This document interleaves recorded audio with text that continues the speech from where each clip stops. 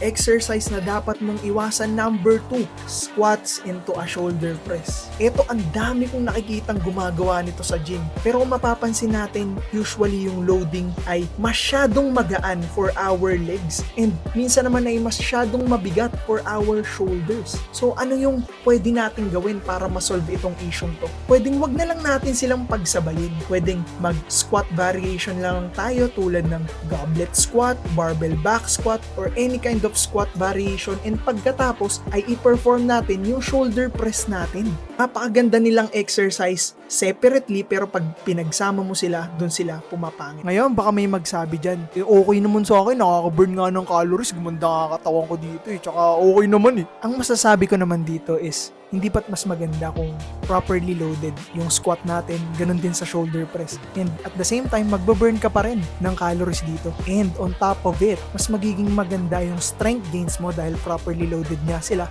and yung muscle gains mo na rin. Pero yun na nga, at the end of the day, hahayaan pa rin kita magdesisyon sa sarili mo. Ano sa tingin mo yung mas smarter choice of exercise? Maraming salamat sa panonood, and I will see you in the next video. Peace!